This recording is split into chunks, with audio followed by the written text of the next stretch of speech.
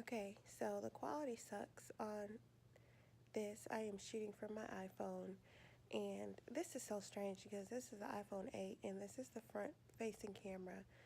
But look at how grainy it is. Like, I don't understand. I thought this was supposed to be like some super awesome camera, but it's not. I mean, it is pretty dark in here, but still. Anyway, this is the pre-op or the day before surgery. I got the call that I need to come in at 5 a.m. and they said not any earlier, so we'll be there at 5 a.m. and I am very hungry. It's a clear liquid day, and I'm sick and tired of popsicles and chicken broth that pretty much tastes like cat pee. Keith went to the store and he's gonna get beef broth and see if that's any better. And then he texted me and said they had vegetable broth and seafood stock or something like that.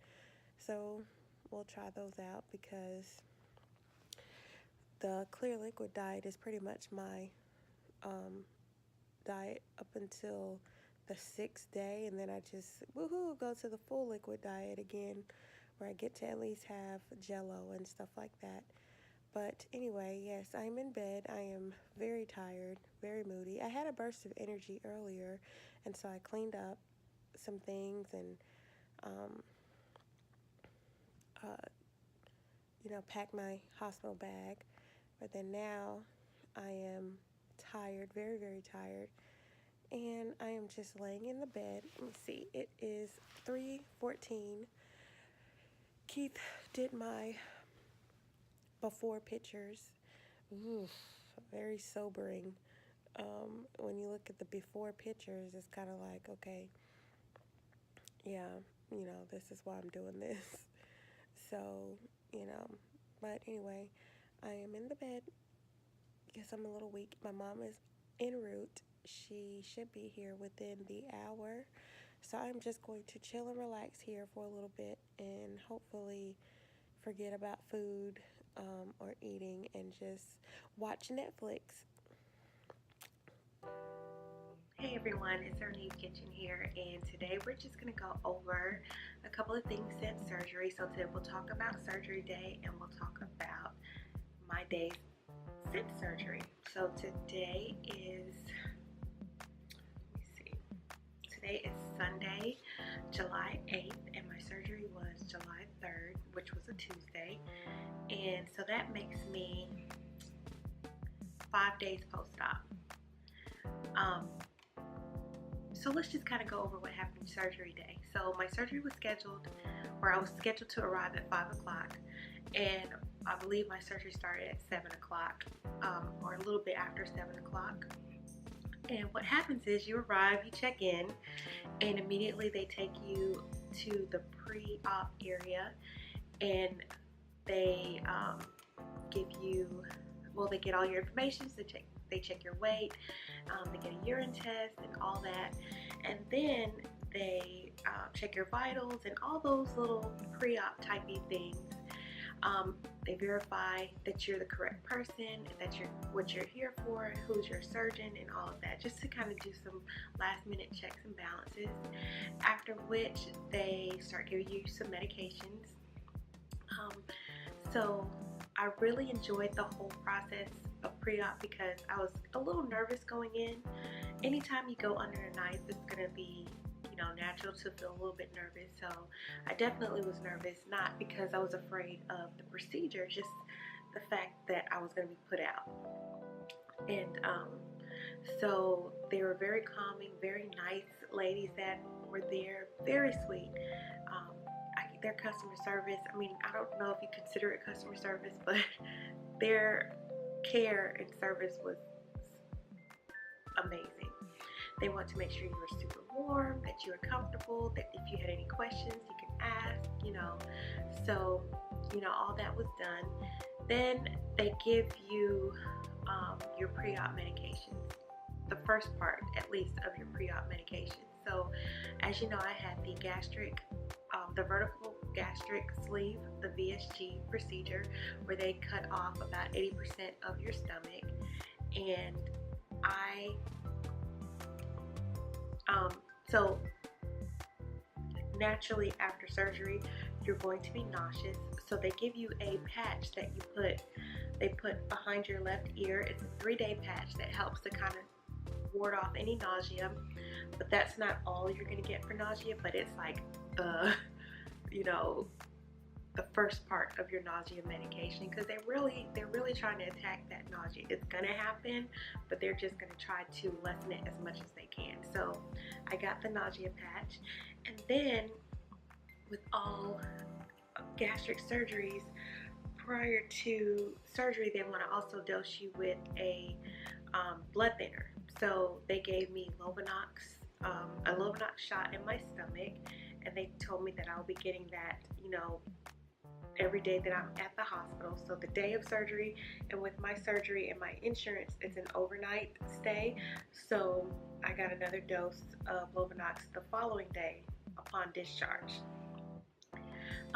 And again, like I said, that's the blood thinner, and the blood thinner is for assuring that you don't get any blood clots while you're in surgery. So I arrived at 5 o'clock. At about 5:40 or so, I was wheeled to the secondary pre-op area, and it was pretty neat because it was a lot of us going. I don't know what I don't think all of us were going in for the VSG, because I kind of overheard, you know, some other things as the physicians were talking with their patients. So we weren't all having VSG, but you know, it was kind of cool to see us all kind of get corralled to the secondary pre-op area, and then kind of pushed into some cubby where you're separated by curtains, and then everybody's prospective nurses and physicians were coming to speak with that patient. So at about 5:45 at about 6:45 or 6:30 is when they wheeled us to that area, and then about 6:55 the surgeon came in to speak with me. And it was funny because the nurse said, at about 6:55 your surgeon is going to walk in and talk with you, and sure enough, that's exactly what he did. So they are very scheduled and regimented there, and everything ran very smoothly. But again, before the surgeon came in, one of the nurse anesthesiologists or anesthetists, I can't ever say that, they came and started my IV, and then another nurse anesthetist, or no, this time it was the anesthesiologist actually, he came in and again talked to me and said, hey, we're going to try to get on top of that nausea, you know, and then we're also going to give you a little something to, you know, calm your anxiety, because, you know, you might be nervous, and if you want to take it, you can. I was like, give me everything that you have. Not so much because I don't want to have the surgery, just so much that I can't remember any of this. And so he kind of laughed and was like, yeah, we've got some stuff for that. And he put the, okay, so I'm kind of rambling here. So as we're getting ready to go to the operating room after talking to the surgeon at 6:55, and we're getting wheeled out, and it's a line of us getting wheeled out, I guess, to our prospective surgery or our rooms. I'm talking to the anesthesiologist, and he's like, yeah, I'm gonna go ahead and give you something to calm you down, and it's gonna feel like you've had a couple of margaritas. And I was like, okay, cool. And so he injects the medicine into my vein, and I remember immediately feeling like, oh, okay, everything's cool, I don't care, you know. Where was I? Okay, so as they're wheeling me to the OR room, and I'm kind of looking around, and like the scenery, the walls are like ocean, you know, like it looks like the ocean, and the ceiling looks like the sky. So I remember thinking, oh my goodness, is this like, are they kind of setting it up so that if something happens to you, at least your last views were pretty? That's what I remember thinking. And then I remember like being out, and I don't remember anything else from there. So I feel like I really don't remember being in the OR room and them putting me out. I remember being out then. But the nurse or the anesthesiologist did say, you're not going to remember anything. So I wake up, and I remember to the nurse that was working with me, when I wake up, I remember saying, hey, when are we going to get started? And she said, oh, honey, we're done. I was like, what? We're done? And she was like, yeah, we're done. Actually, you've been in recovery for about an hour. I was like, what? I mean, like, I'm done? She was like, yeah. And I was like, wow. I was like, gosh, my stomach hurts. She was like, yeah. And I was like, I'm really hungry. She was like, oh, well, you won't be eating anything for a minute. And I was like, oh. And then I remember going right back to sleep. And then I don't even remember how long I was asleep then. I just know that the next part of me waking up, I was being wheeled to my room. And so, not wheeled, but like the whole bed, I'm being transferred to my room. And I felt pain in my stomach, but I felt okay, because she was like, okay, let's get up and walk to inside. You know, it's not like they were doing a bed transfer where they slide you from one bed to the other. No, they were like, okay, let's get up and go. And I turned around and got up and walked to the bathroom, and I used the bathroom. And then I remember Keith, my husband, came in looking for me, and I was in the bathroom.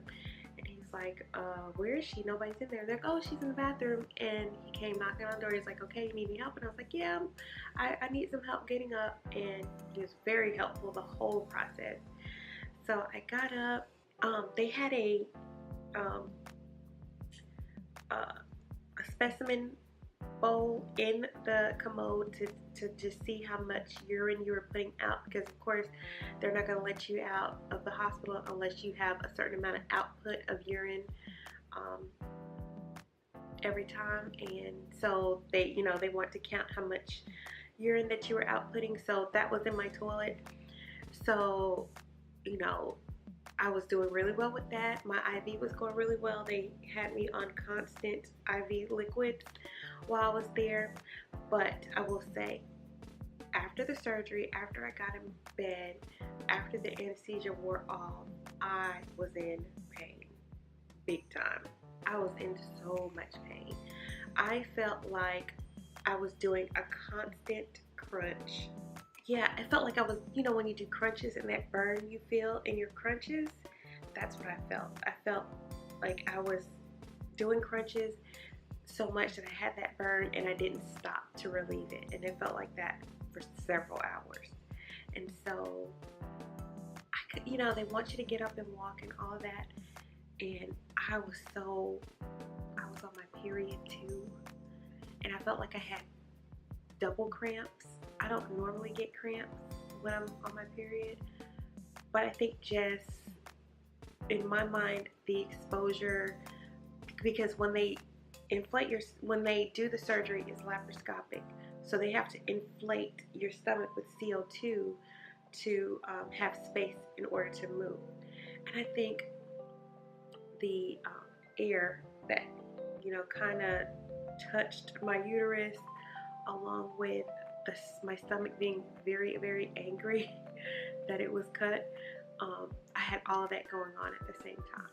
So I don't know if the pain was necessarily only from the surgery. I really feel like my cramps had a lot to do with it too, because this was a heavy period too. I know TMI, but I'm just telling you my experience. It was a very heavy flow during this whole process. So they would give me pain medicine through my IV, and I think the pain medicine was morphine, but morphine goes really fast. So as soon as you get it, it'll help you feel better, but it doesn't last more than an hour. It burns off really fast, and they're not giving you mega doses of morphine. They're just giving you a little hit of morphine. And I don't know if you remember, some people would even have like a pain pump, and it would be morphine, because morphine goes in and it comes out really fast. Then they want you to walk. It's very hard to walk, but you need to walk because all of that CO2 that they pumped into your body needs to come out. And it's not going to come out through passing gas or burping, because the air wasn't pumped into your stomach. It was pumped into your body cavity. So what happens is, as you're walking, as you're mobile, as you're doing things, the air is going to, your cells and your tissues and all that, they're going to absorb that air, and then it'll be released, you know, when you breathe and stuff like that. So that's why they want you to do a lot of walking, so you can get all of that moving going on. But it was hard the first day to walk. It was very hard, and I felt terrible, and I couldn't even open my eyes. I remember just keeping my eyes closed because I was in so much pain. And Keith did take some pictures, so if I remember, I'll kind of put them in there, but in the video. But gosh, I remember that pain was awful. And then there was a shift change at 7 o'clock, and I had another nurse that came in. My first nurse, super nice. This nurse, super nice. But I felt like, oh my gosh, I've never been this popular. Hey, Dad. The pain was so bad. I was able to walk a little bit in the room. So Keith would have me, I walked to the bathroom every time. And then as I was coming back from the bathroom, I would just walk around the room. I was doing leg lifts and all of that. But oh my gosh, the pain was so bad. And about 9:30 that night, while I was in bed, I felt like the pain got better. But I will say this, so like I said, I had a new nurse that came in at 7 o'clock, and I loved him. He was super sweet, but I kind of felt like he didn't believe me when I said that I was in pain. And I'm not saying that in a vicious way. I kind of felt like he was like, you're probably not in pain, you just need to walk and all this. But I was in a lot of pain. And so he wanted to give me oral pain medicine. I was like, okay, I mean, whatever you can give me, I need some pain medicine. And I was taking pain medicine around the clock. So it's natural to understand why he probably thought like she doesn't really need it. Maybe I was just trying to get high, but I was in a lot of pain. So he was a little reluctant, and he gave me the oral pain medication. I think they called it narco. And so your stomach is already small, and they want you to take tiny, tiny sips, tiny itty bitty bitty sips, so that you don't overload your stomach, and so that you don't get any cramping or anything as your stomach is trying to adjust to what's going on, right? So the medicine that they give you is liquid pain medicine in this little cup, and you have to sip it. So what you would probably take in one big sip, I would have to sip it in like 4 tiny sips. And so when I sipped the medication, oh my gosh, I immediately, and this is where the nausea kicks in, I immediately threw up. And I'm not talking like, oh, I'm a little nauseous, throw up. I'm talking about poltergeist throw up. And I just kept throwing up. And I didn't have anything in my system to throw up because, you know, I was no food after midnight, and then the whole day before I was on clear liquid only, and I was so sick and tired of chicken broth. You know, up to that point, my clear liquids really were just water, because I felt like at this point chicken broth tasted like cat pee, so I didn't want anything like that. So I was literally throwing up air, like, and like making the true throw up sounds. Okay, that's what was going on with me. And that's when he was like, oh, okay, she's really in pain. And so he was like, hey, listen, I really need to wean you off of the injection pain medicine. I need to get you on the oral pain medicine. And he was like, but I'm gonna go ahead and give you another dose of morphine. I was like, okay. And again, the morphine didn't take the pain away. The morphine really just put me asleep so that I wouldn't even be focusing on the pain. I really feel like that's what the morphine was doing because the pain did not end. So around 9:30, he was like, okay, I'm gonna give you some more pain medicine, but we're gonna try the Norco or something again. I said, okay. So I couldn't even finish it. I took 2 sips, and he had handed it to me and walked out. I took 2 sips of it, immediately threw up. And my husband Keith called, the little nurse button called and was like, hey, she's throwing up this medication. And the person was like, okay, I'll let your nurse know. So I'm throwing up, I go to the bathroom, all of that, and I'm throwing up in the trash can. And I get back in the bed and I'm laying down, and Keith was like, yeah, I've already called your nurse. They'll be here shortly. The nurse never showed up. I am not a call button person that's going to call because I know that they're probably super busy. I was in a lot of pain, but I was like, I'm just going to deal with this pain until he comes back. I'm sure he's coming. I ended up falling asleep, and when he came back, I was like, hey. He's like, how you feeling? I was like, I'm surprisingly a lot better. He was like, good, you look a lot better. And I was like, yeah. I was like, I threw up that last pain medicine. And I was like, did they tell you? He was like, no, nobody told me. And I was like, oh yeah, I threw it up. But I think it helped because I felt like throwing up helped relieve some of that pressure. Because I was throwing up a lot of mucousy, phlegmy, blood type stuff. And so I really feel like just throwing that up relieved some of the pain, because I'm telling you, at about 9:30, I felt a lot better. I was feeling pain in the middle of the night, but not so much that I told him I needed any medication for. Honestly, I felt like if I were to have been given like 800 milligrams of ibuprofen, that pain would have gone away. Like, that's the kind of pain I had, like the cramping pain you take something for when you have cramps.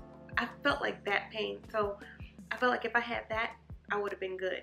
Now, of course, when you have a surgery like this, you cannot take any medications that can increase your bleeding. So no NSAIDs, non-steroidal, anti-inflammatory drugs, you can't take those, which include your aspirins, your ibuprofens, your Mobics, and things like that. So of course they couldn't give me that.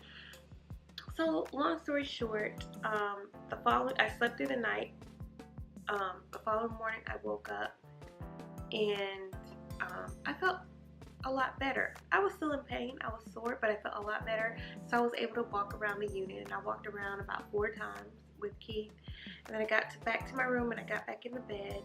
And then by morning, of course, the shift changed, and I had another nurse that came in, and she tried to give me the Narco thing again. And right then, as soon as I took 1 sip, it's the first sip, I gagged. She was like, you know what? We're not going to do this medication. We're going to try something else. And she looked and she was like, okay, your doctor said you could have Tylenol 3 or something like that. Let's try that, and let's see if you can hold that down. And so, sure enough, she came back with that, and I was able to take that, and it helped with the pain tremendously.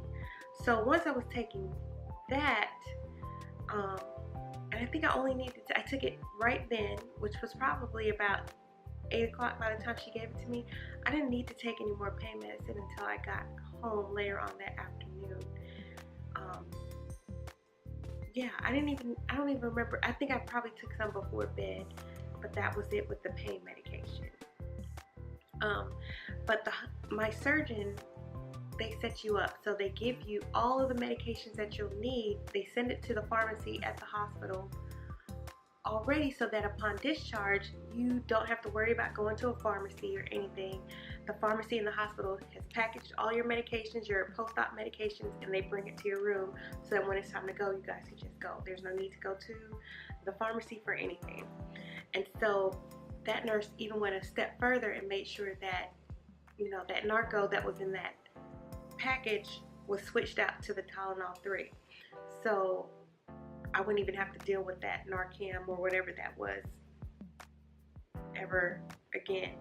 And so you know, that nurse was excellent, and they just gave me my discharge instructions. I had 5 incisions with a bigger incision right here, and that's where they actually pulled out that 80% of the stomach, and they had like a wound vac type of mechanism on there. So they, you know, we're changing that throughout the whole process, but they actually pulled it out right before discharge, and that hurt a little bit, but it didn't last long. And she was just giving me my discharge instructions on how to handle that, and she gave me, you know, oh my gauze, all of that, you know, we're paying for it. So she made sure that I had everything that, you know, she opened, she put it in my bag and packed it up really nice, and made sure that I had everything I needed, including some scissors. And she was like, girl, use this to tweeze, it's perfect. So I have that, and that was it. I was wheeled out of the hospital and sent home. So I had no appetite. And they want you to get, in the beginning, they want you to, you know, get a certain amount of ounces of liquids in. Even in the hospital, I wasn't able to do that. I was surviving purely off of my IV bag. But once I got home, I knew that I would have to try to drink. So when I got home, I couldn't drink anything. I couldn't put anything to my lips. I was so nauseous. I didn't even think about taking the nausea medicine that they put in my little packet. I don't know why I didn't think about that, but I didn't take it. I felt like it wasn't nausea. I just felt like I wasn't hungry and I didn't want to eat anything. But truly, that was nausea. So the next day, I got a call from the hospital to do like a checkup and see how I was doing. And I explained to them that no, I have not been drinking. And the nurse was like, yes, you need to drink. And this is what I want you to do. I want you to get Fuji or Fiji water, because something about the way that the water is formulated, and it's a smooth water, our patients tend to handle that water better than any other water. So they said to either get Fiji or Smart Water and drink that. And sure enough, I called Keith and told him that, and got the Fiji water, and I was able to drink it. I had to drink it in a medicine cup, so I would drink it literally an ounce at a time until I can finish a whole bottle. And so you have, like, every day your goal of water increases from like 16 ounces, 24 ounces, and so forth, until you get up to your recommended 64 ounces of water per day. Today is 5 days post-op. I still have not made it to my 64 ounces. However, I have improved greatly. In addition to talking to my doctor's office, I also have a nutritionist that I talk to, that my insurance pays for 100%. So I'm able to talk to her as much as, you know, I can. I can talk to her every day, twice a day, you know, if she had availability. So in talking with her, she suggested, since I wasn't able to hold down or to drink water, she said I needed some electrolytes. So she suggested that I get Powerade Zero. And my surgeon had given us a list of things that we should take, and Powerade Zero was one of them as well. So Keith went to the store and bought a couple of bottles of this, and I have to say, I have been able to sip this. So I have drunken 1.5 of these so far. So that's progress.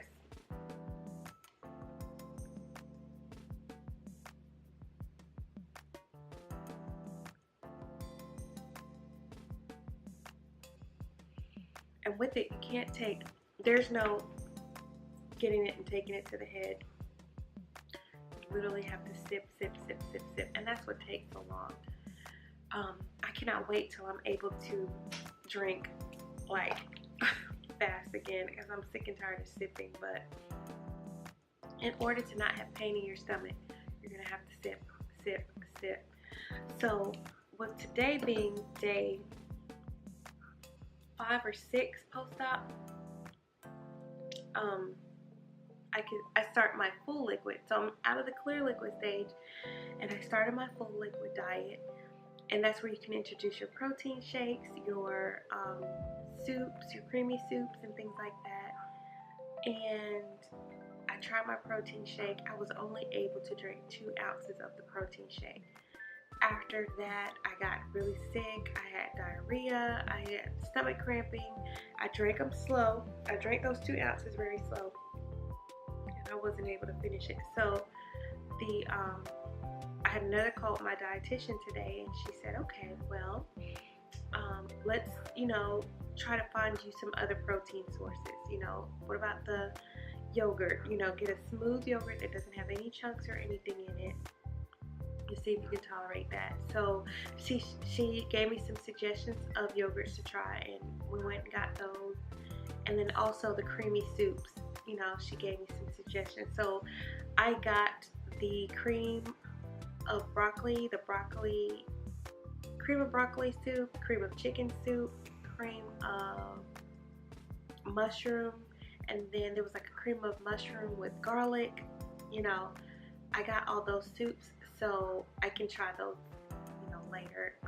Of course, I need to make sure that they're strained so that there's no chunks of anything, because my stomach really doesn't need to be working on breaking any food down. Everything really needs to just be liquid and passing through, but also giving me the nutrients that I need. So I am, we just got back from the store with that, and so I'm going to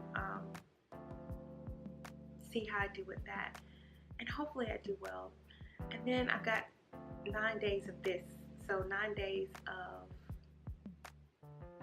of full liquid diet, and I'm so ready to eat something. I'm so ready to eat. I'm like ready to chew on food. I'm not hungry, I'm just ready to actually chew on some food. So that's where I am. As far as stats go, Keith removed the scale because I was getting on it every 20 minutes. So naturally he said that I was crazy and I needed to put the scale away. And so he removed it. But yesterday, the last time I weighed, I was 345. So my starting weight, my highest weight has been 370. My weight at pre-op, the day of surgery, was 355, and then now I am 345. So I've lost a great amount of weight so far, and I am looking forward to losing much more. So I'll keep you guys posted this as I go. I have my post-op visit with my doctor on Wednesday the 11th, and after talking with him, I'll check back in with you guys, and hopefully I will have good news like, hey, you're doing so great, go ahead and get a piece of chicken or something, because I'm so ready to eat food. I have been on the full liquid stage a week prior, and I was such a eager beaver that I started the day before I was supposed to start.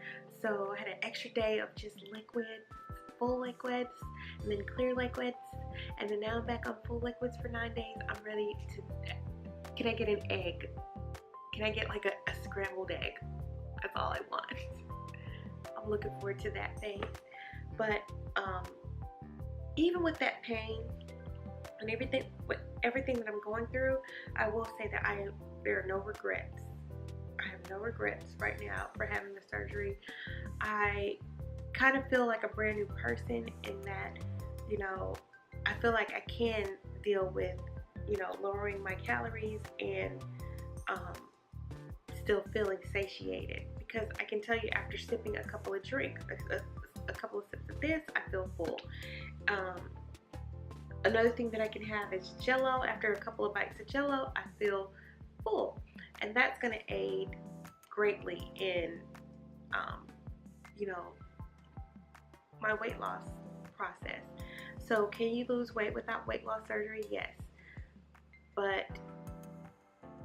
it's not fail proof. You can fail at this, but I mean, you have to work to fail at this, whereas you can work to succeed from this, and I plan on succeeding from this. It costs a whole lot of money for me not to be succeeding from this, so I am going to work very hard, and hopefully after a couple of videos I'll be able to see everything kind of shrink and go from there. So thanks for watching, guys. I hope you stay on this journey with me and that you start your journey. Go check out Dr. Lee Schmidt at Alabama Weight Loss. I'll put the information below, and you you guys have a great rest of the day. Bye.